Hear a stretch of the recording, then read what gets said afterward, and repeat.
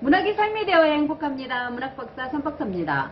오늘 영상은 어떻게 하면 이혼을 잘할 수 있을까? 어떻게 하면은 후회 없는 이혼을 할 수 있을까에 대해서 말씀 나누도록 하겠습니다. 결혼 생활은 결혼 기차를 타고 가는 거예요. 이 결혼 기차는 종착역이 없다는 거. 그래서 이 결혼 기차를 타고 가다가 내린다는 것은 발목을 자르고 내리는 것처럼 고통스럽고 힘든 과정을 거쳐야 되는 게 이혼이래요. 오늘은 이혼 숙려 기간에 대해서 말씀 나누도록 하겠습니다. 이 기간을 잘 활용하여서 이혼할 사람들은 확실하게 이혼하고 살아가야 될 사람은 결혼 기차를 타고 계속 쭉 가는 거예요. 우리가 이혼을 해라 하지 말아야 대하는 것은 정답이 없어요. 홧김에 이혼을 하지 말아야 된다는 거예요. 또 이혼을 해야 될 사람들은 빨리 해야 된다는 거죠. 그래서 우리가 이혼을 해야 될 사유에는 외도, 남자가 바람을 핀다든지 여자가 바람을 피운다는 외도와 그리고 폭력, 이 폭력 중에는 가스라이팅도 포함되어 있어요. 가스라이팅은 한 사람이 일방적으로 그 사람을 말로 그리고 행동으로 장악하려고 한다는 거죠. 그리고 병, 의처증, 의부증이 있죠. 이 증상은 이혼을 해야 될 것 같아요. 이 증상이 좋아지지 않는다면 이혼을 하는 게 낫겠죠. 결혼기차라는 문정희 시인의 시 한 편 보시고 진행하도록 하겠습니다.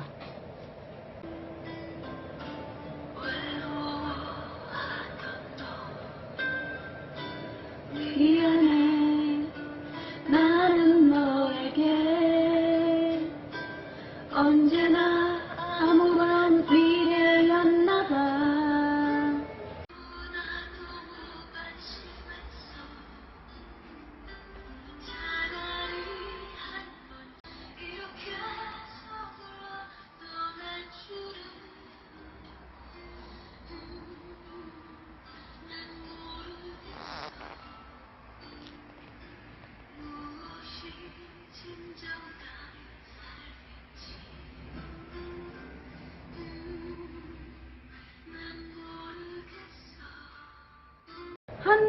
한 부부 세트가 만나서 이혼을 한다는 것은 그냥 쿨하게 남남이 될 수는 없는 거예요. 일단은 이 부부는 살이 섞였고 호르몬이 섞였잖아요. 그래서 헤어지는다고 해서 바로 남남이 될 수는 없는 거예요. 문정희 시인의 시에서 보면은 한 부부가 헤어진다는 것은 같이 타고 가던 기차에서 발목을 잘라내는 것처럼 고통스럽고 힘든 거라고 했어요.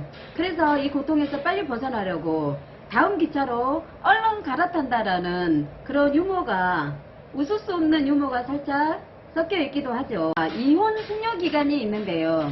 사실 저도 이혼하려고 법원에까지 간 적이 있었어요.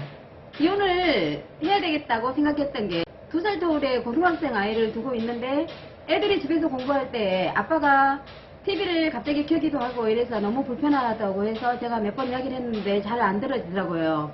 그래서 법원을 갔는데 미성년 자녀가 있기 때문에 이혼 숙려기간 3개월을 거쳐야 된다는 거예요. 이혼 서류가 제가 몇 가지인지를 다 알아요. 어쨌든 엄청 많다는 거. 그래서 남편도 갑자기 이혼하러 가서 이혼 서류를 남편이 해야 될 게 있는 거예요. 저는 할 수 없는 거. 열심히 이혼 서류를 남편 거 하고 저는 열심히 저의 서류를 기계에서 막 뽑아서 서류를 했어요. 서류를 접수하고 나니까 이혼 숙려 기간을 필요하고 미성년 자녀가 있기 때문에 법원 내에 있는 곳에서 교육을 받아야 된다는 건 법원 안에 있는 어떤 건물에서 교육을 받는 거예요. 그런데 이혼하러 온 사람이 그 교육이 귀에 들어오겠어요? 귀에 아무것도 들어오지 않는데 점잖게 옷을 입은 판사님이 자녀를 어떻게 양육해야 되고 부부에게 자녀는 무엇이고 이런 이야기를 했던 것 같아요. 우리 부부가 그냥 들어가서 나란히 앉아서 영상 교육을 받았어요. 협의이혼 서류를 접수하고 나서부터 구체적으로 이렇게 대화를 한 거예요. 우리나라의 이혼 법원에서는 한 번의 교육과 또 부부 상담을 또 한 번 해주는 거예요. 4주 후에 뵙겠습니다 해서 상담을 간 거예요. 상담을 갔는데 이 상담하시는 분이 왜 헤어져야 되느냐고 물었을 때 제가 이제 자식들이 2명 고등학생이 있어서 공부를 열심히 해야 되는데 남편이 가끔 텔레비전도 봐야 되고 취미생활을 집에서 해야 되는 사람이기 때문에 애들하고 좀 충돌이 있어서 남편이 아이들이 수능 치고 대학을 들어가는 동안에는 집에서 생활하는 시간을 줄이고 취미생활을 밖에서 좀 했으면 좋겠다라고 이야기했더니 상담해주는 남자분이 생각지도 않는 예상 밖의 대답을 하시는 거예요. 왜 남편이 집에서 나가야 되느냐? 왜 집에서 생활하는 시간을 줄여야 되느냐? 남편분은 집에 있는 게 좋은 분이고 아이들은 공부를 하기 위해서 독서실이라든지 학교라든지 아이들이 다른 공간으로 옮겨야지 왜 남편을 존중해 주지 않느냐고 이렇게 이야기를 딱 하는 거예요. 그래서 저는 저희 남편한테 아이들이 집에서 공부를 할 수 있는 분위기를 만들어주자. 애들이 수능을 칠 때까지는 좀 애들을 위해서 생활을 해줬으면 좋겠다로 계속 다투었던 건데 다투면서 제가 무슨 말을 했느냐면 이렇게 집에서 생활하는 거 아빠가 집에서 아이들이 공부하는데 아빠가 옳다고 생각하는 거 단 한 명만 있으면 이혼도 하지 않고 집에서 마음껏 생활을 할 수 있도록 집에서 생활하는 것에 대해서 아무런 불만을 갖지 않겠다라고 이야기를 했었는데 세상에 법원에서 상담을 해주시는 남자분이 남편이 옳다. 아이들이 밖으로 나가야 된다. 아내는 그거를 인정해 줘야 된다라고 이야기하는 거예요. 그래서 단 한 명이라도 인정해 주는 사람이 바로 법원에서 상담해 주는 사람이었잖아요. 이혼 취소는 별도로 하지 않아도 돼요. 그냥 그대로 놔두면 취소가 되더라고요. 제가 그때 생각했던 게 뭐냐면 사람을 있는 그대로 인정해 줄 거.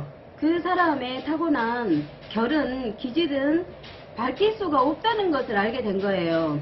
그래서 그 후로는 어떤 질서라든지 규칙이라든지 어떤 가족 간의 질서, 사회 간의 질서 외에는 될 수 있으면 간섭을 안 하는 쪽으로 그렇게 해서 이혼 안 하고 발 하나 안 자르고 잘 살아오고 있습니다.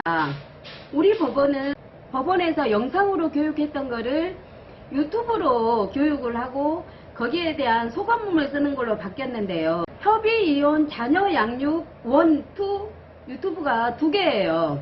이것을 보고 난 다음에 소감문을 쓰는 것이 우리가 이혼 숙려 기간에 해야 될 교육을 완성하는 거래요.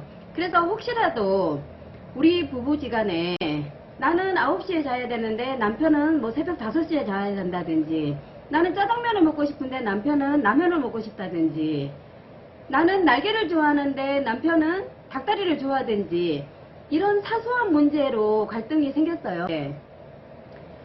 갈등은 엄청 사소한 걸로 시작이 되었는데 이것이 대화가 잘 되지 않고 서로가 잘 인정해 주는 것이 되지 않아서 갈등이 너무너무 커져서 이혼을 해야 될 상황에 놓인 분들은 협의 이혼 자녀 양육이라는 영상을 보시거나 꼭 부부 상담을 한번 해보시면 좋겠어요. 그러면 우리의 문제를 남하고 이야기를 하면서 객관화 되거든요. 그래서 잠자는 시간이 다르다든지 먹는 음식이 다르다든지 이런 사소함으로 인해서 발목을 하나를 끊어내야 되는 고통에서 벗어날 수도 있고 아니면 정말로 그 고통을 치르고라도 헤어져야 되겠다라는 결정을 할 수 있을 것 같아요. 이어서 저의 자작시인데요. 오해뭉치라는 시집에 실린 부부의 슬픈 역사라는 시가 한 편 자막으로 올라가도록 하겠습니다.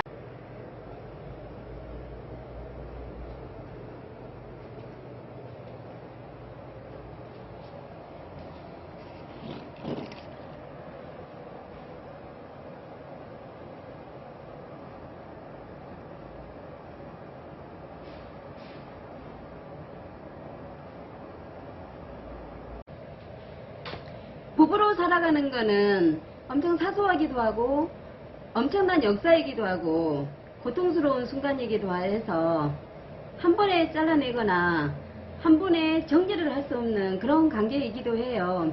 정리해야 될 부부관계는 과감하게 정리를 해야 되겠지만 살아가야 될 부부관계라면 과감하게 어떤 문제들을 조금 좁혀서 해소하면서 살아가는 것도 괜찮겠죠? 오늘 영상이 좋으시면 구독, 별로 안 좋으셔도 구독 감사합니다.